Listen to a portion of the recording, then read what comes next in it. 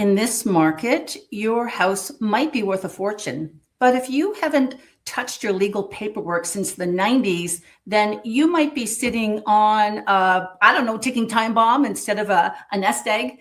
And that's what we're going to tackle today. We are so happy, thrilled, excited to have a wonderful lawyer, a Markham lawyer, Keith Nichols, partner of Markham Law, with us today. So welcome, Keith.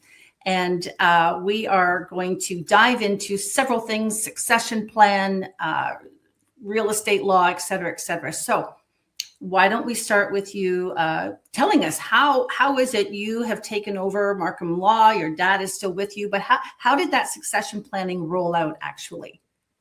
Well, first off, thank you so much for having me on. It's a pleasure.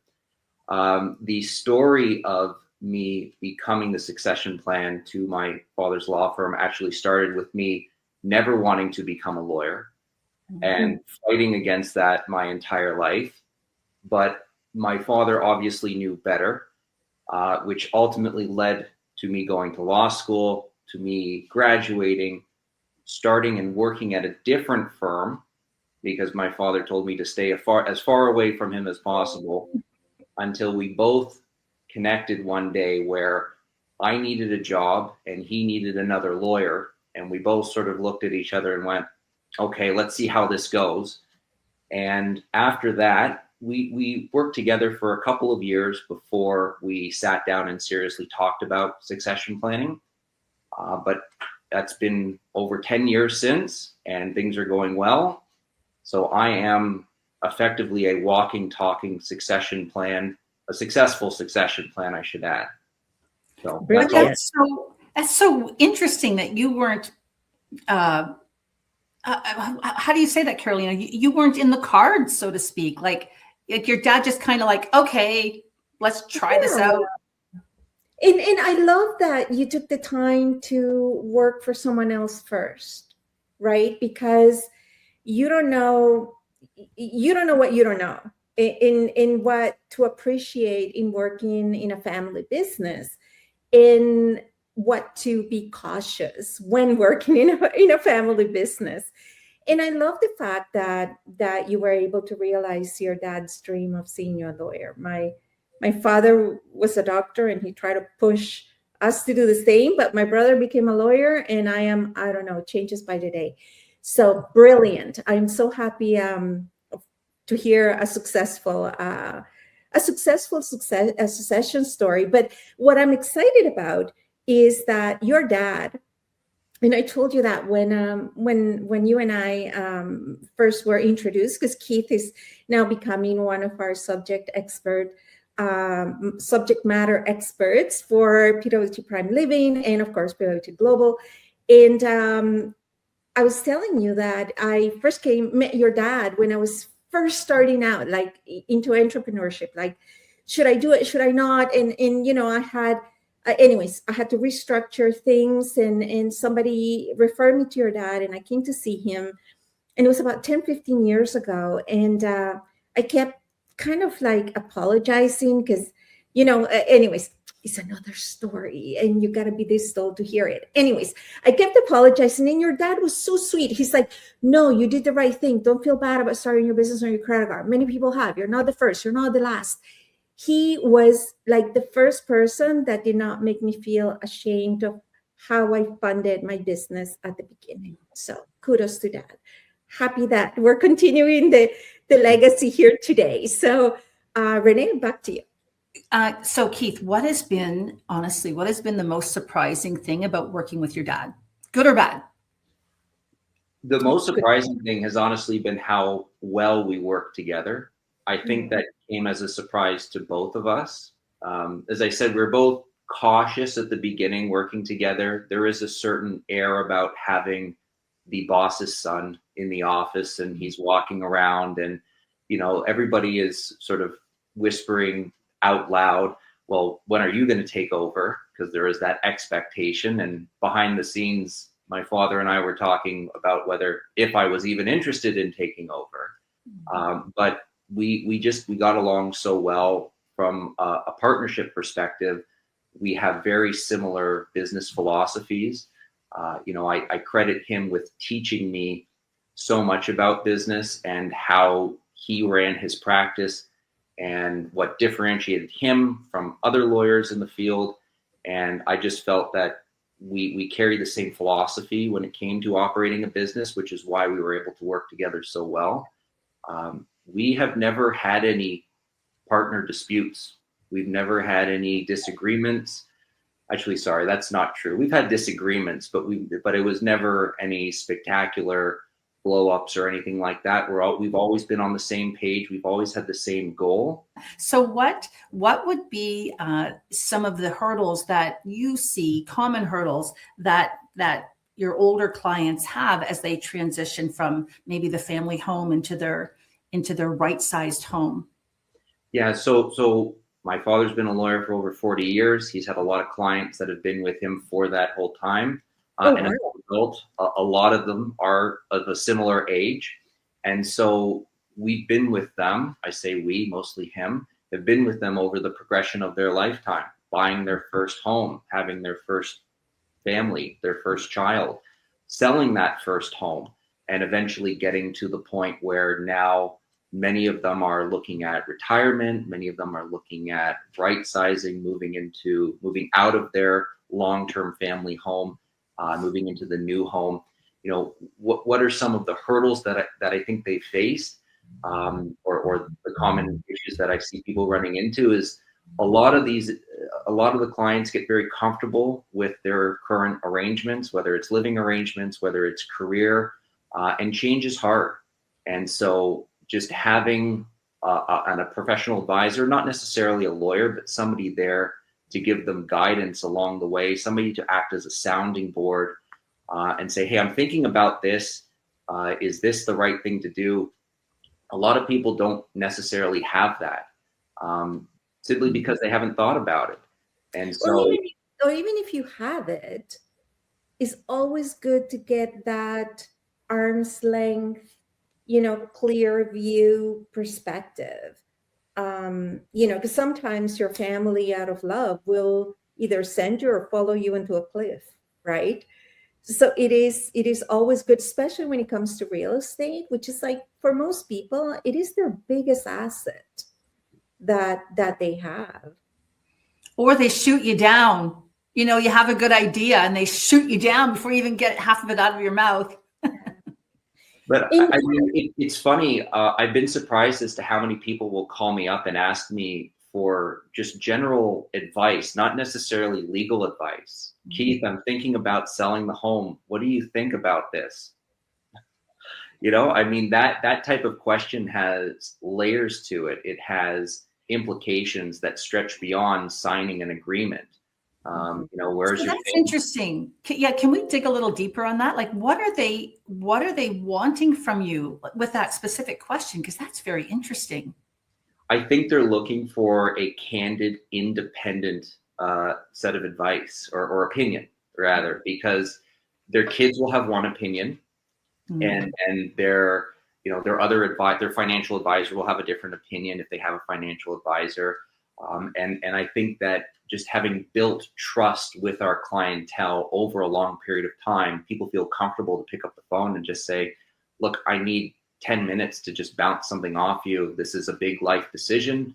Can you help me out? And, some of the time, yeah, we can, or we do our best to anyways. So what would be a situation where you would say, no, don't move, silly, stay where you are?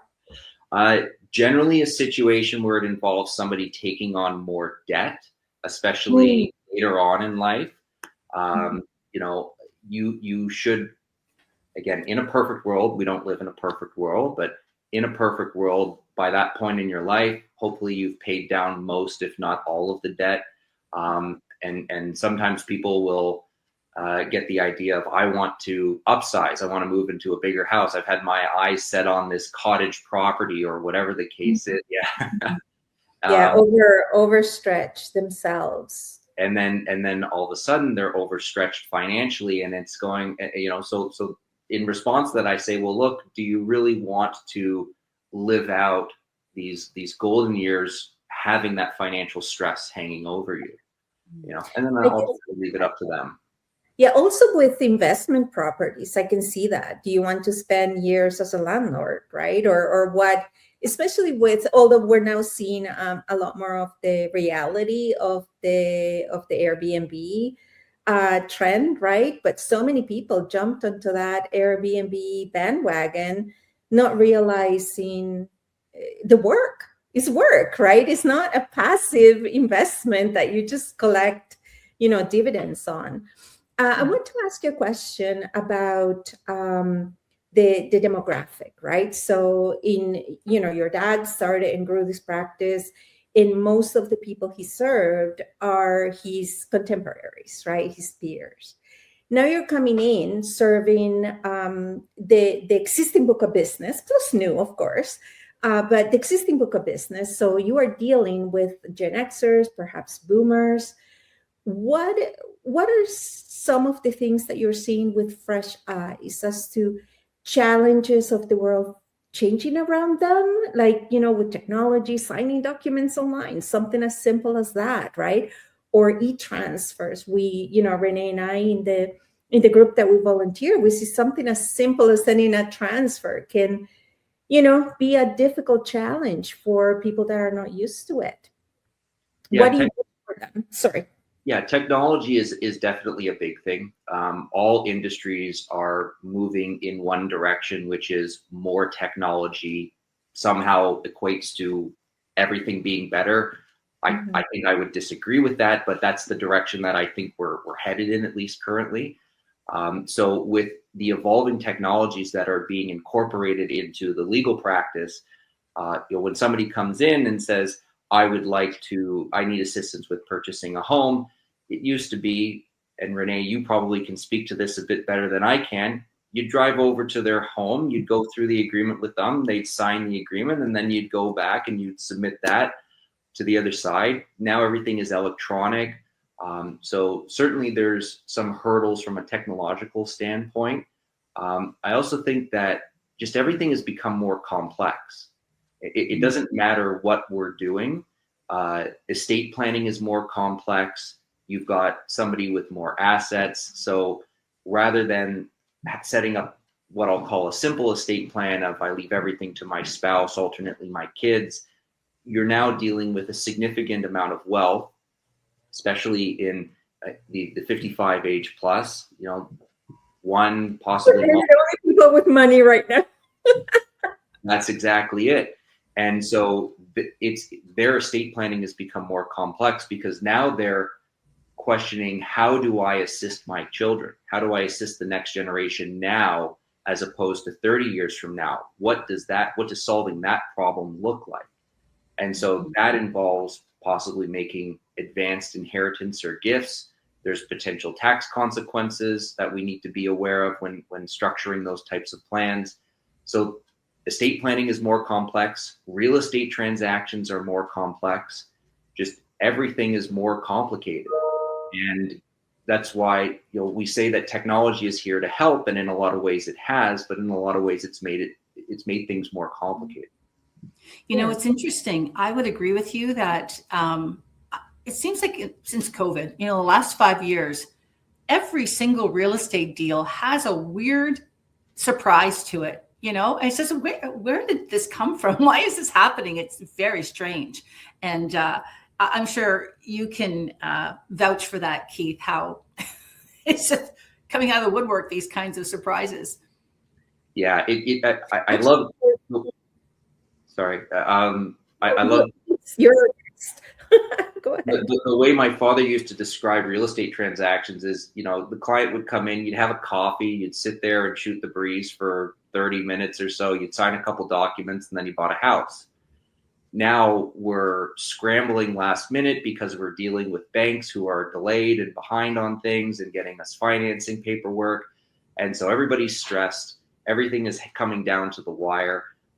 And it's adding to everybody's everybody's stress level. And as a result, you see, Renee, you're absolutely right. Just all sorts of things that I never imagined I would have seen, I've seen. And I'm sure there's things that I have yet to see that I will eventually come across. So since the 90s. for the service providers, I don't think many people appreciate that it's become, because of technology, which they say, for every one problem that technology solves, it creates two. It has become a 24/7 job, it seems, right? Because now transactions are going through round the clock, where before, like you said, when they were done in person, there was some sense of boundary, right? It has become a very challenging. I have friends that are also real estate attorneys, and it is like they'll be having lunch, or and they got to be checking because there's a deal going through, right? And all by phone, all by text, all electronics. So the pressure that it puts on the service providers is something that I don't think the public can appreciate and understand at times. Sorry, Renee, go ahead. Well, and it's a domino effect. I mean, as soon as Keith, the lawyer, gets the funds have transferred into the bank account, well, then the realtor needs to know, and then the client needs to, the movers need to know, the declutter guy, the whatever, right? It just, the family, it is a domino effect. So Keith, if someone hasn't looked at their legal documents, I mean, you and I, we speak often together at our right sizing workshops, and there are people, when we ask, how many of you haven't touched your legal paperwork in 10 years, 20, a lot of people put up their hand. So what changes, most significant changes, let's start with real estate law, that have happened, let's say in the last decade, that people might not be aware of, that they might want to dust off their legal documents and take a look? So I'll split that answer into two categories, dealing with real estate and estate planning, because the differences are, well, they're different between the two categories there. From a real estate perspective, if you bought a home 30 plus years ago, you probably have, or at least you think you have, an old paper deed. And I often get clients asking, well, do you need my deed? I've got it locked away in the safety deposit box. And the answer is no, we don't. Everything that has, the old paper deed is a thing of the past. Everything is now stored electronically with the land registry records. And so from that sense, we need less from the clients than I think we might have needed 30 years ago. But now there's more compliance requirements on our end as lawyers when we're facilitating real estate transactions. And that leads to an increase in the amount of paperwork that we need clients to sign. So a common comment that I will get from somebody who hasn't bought or sold a home in 20 to 30 plus years is, wow, I don't remember signing these many documents. Well, it's because we're now under more compliance regulations. We have certain reporting requirements that we have to submit to the province or whoever else. So I would tell clients, brace yourself for just a bit, things to be more complicated, there to be more paperwork, but ultimately we'll be able to get you through the other end. Yeah, and with cybersecurity too, like you see it with banks, you see it with everything, the more compliance, more rigorous, verification. So it can be overwhelming for the client, for sure. Oh yeah, they're being asked to sign all sorts of documents from various institutions saying that we're in compliance with our personal, I'm going to get the name of the act wrong, but the short acronym is the PWT Act, Personal Information Securities Act. Basically, all institutions are now mandating that people will sign documents saying, you acknowledge that we have your information and we're not liable if it gets loose. Wow. Yeah, everybody's in the cover your button kind of, mindset, for sure. Well, and not only that, the government wants us all to be CIA agents, like for real estate. If there's any cash that we handle that's over $10,000 in a transaction, we have to give me all your ID. We have to report it. It's insane. Keith, you said that people don't need to keep their deeds anymore. What about their old mortgage documents, or like a mortgage, like a mortgage release? What's that called when you're finished paying off the mortgage? The discharge. Do I need to keep that? I would strongly recommend that you keep that, because I've run into several instances where people have paid off their mortgage And what banks used to do is they would say, congratulations, you've paid off your mortgage. Here is a physical paper discharge. Go and take this to the land registry office in order to have the mortgage removed from title. And everybody would read the first 2 lines, say, congratulations, you paid off your mortgage, and then out the rest of it. And then 30 years later, when they go to sell the home, the mortgage is still on the property. Oh, wow. So we have had instances where people have pulled out these old mortgage documents, and I've gone, I can use that. Even though it's 30 years ago, we can get rid of this old mortgage on title. So Renee, that's a very good point. I don't advocate for throwing things away, but definitely if you're going to start decluttering or getting rid of some of your real estate related documents, do not get rid of anything mortgage related. You know, it's funny, we're having a paper shredding event. I don't know, in a couple of weeks. I should put a big banner on the truck. No mortgage discharge papers allowed. Yeah. Oh, boy. Read before you shred. Read twice before you shred. Absolutely. That's smart. And actually probably legally smart to put that sign. Oh, absolutely. So you have I love stories. I'm a truth teller and a storyteller. And I love the stories that break the mold. And you and I were speaking, and you were telling me about, I can't remember how it even came up, right? But when we think mortgages and all these things for 55 plus, not so much at the younger end of that scope, but as we begin to be 65, 75, 85, and so forth. You were telling me that you were part of a transaction of a 75-year-old that was able to get a mortgage. And it was just like, how is that possible? And it goes to show you can assume anything, especially now, everything is so bespoke that, it depends, right? Can you tell us a little bit about that transaction? I'm fascinated by it. Can you tell us absolutely. the transaction? I'll start by saying I had a very small role to play in that, and I certainly can't sit here and take credit for that individual obtaining the mortgage. But typically what I find nowadays is if somebody is applying for a mortgage, the bank wants to look at their income, they want to look at their debt. And if you are in the 55, 65 plus year range, your income oftentimes will consist of pension income, which the bank will either not take into consideration or they won't take a lot of it into consideration when determining what you can afford, because that's the bank's concern. Can you afford this mortgage to repay this mortgage that we're about to lend to you? So the individual in question, he was an entrepreneur. He started a business, and he was still working in that business. So when he needed a mortgage, he had income to show. And as a result, he was able to get a mortgage. I love it. That there's no age limit. The bank is not going to, or at least they shouldn't, discriminate against purely on age. They can discriminate based on income and debt and all of that other stuff. Mm-hmm. But no, age is not a factor when it comes to somebody getting a mortgage.